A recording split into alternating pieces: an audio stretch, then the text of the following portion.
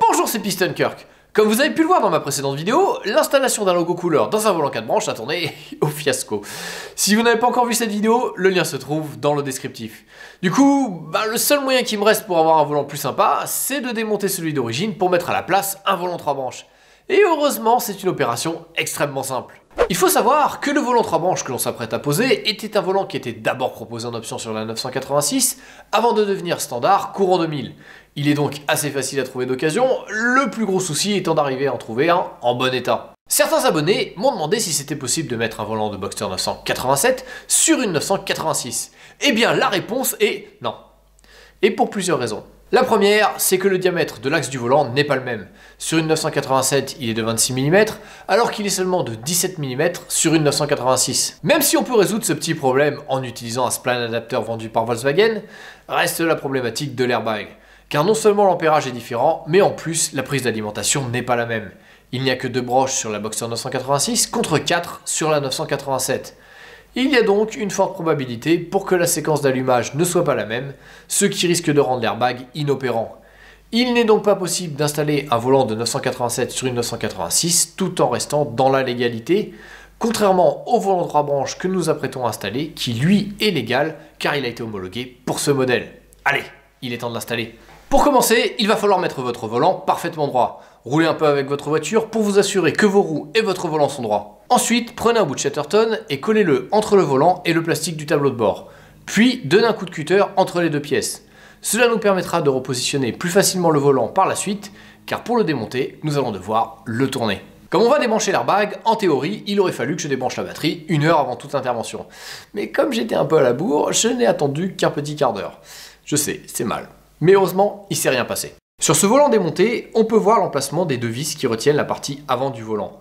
Pour les retirer, il faut utiliser une clé Torx de 30. Mais comme elles sont très fermement vissées, il va falloir utiliser une clé à pipe pour faire levier et réussir à les tourner. C'est pas particulièrement pratique d'arriver à les dévisser quand le volant est droit. Du coup, il vaut mieux le tourner à 90 degrés pour avoir plus de place en les dévissant par en dessous. Une fois que vous avez retiré les deux vis, remettez le volant parfaitement droit en vous basant sur le bout de Chatterton que nous avions mis un peu plus tôt.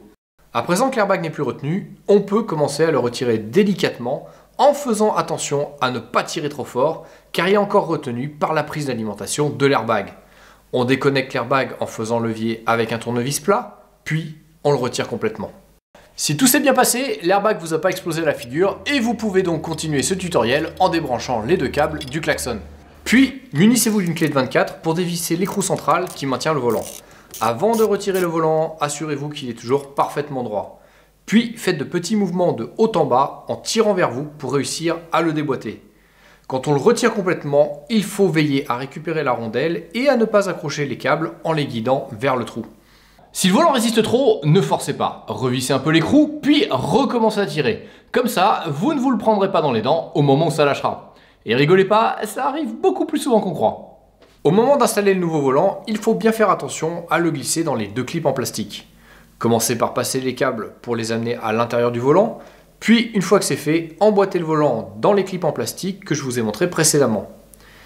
Dès qu'ils sont légèrement fichés dedans, vous pouvez redresser le volant afin qu'il soit parfaitement droit, puis enfoncez-le dans la colonne de direction en poussant tout en faisant de petits mouvements de haut en bas. Lorsqu'il est enfoncé au maximum, remettez la rondelle, puis l'écrou. Pour le resserrer correctement, il faut utiliser une clé dynamométrique réglée à 46 Nm.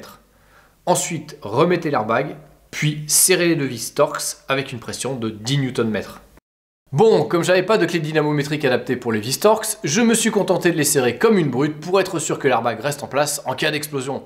Car la force de réaction est tellement violente qu'elle peut envoyer un airbag jusqu'à 4 mètres de haut. On en a fait l'expérience en posant un airbag à même le sol avec la face avant vers le ciel. Et quand on voit la force avec laquelle ça part, on se dit que ça peut faire quand même bien mal si l'airbag n'est pas bien fixé au volant. Pour s'assurer que tout a bien été remonté, il ne nous reste plus qu'à faire un petit tour sur la route pour tester le klaxon et surtout voir si le volant est bien droit.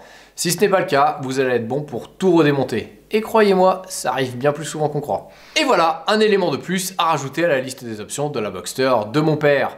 Au final, c'est une opération rapide et simple qui peut se boucler en 15 à 20 minutes. Et honnêtement, ce changement vaut la peine car cela rajeunit considérablement l'habitacle.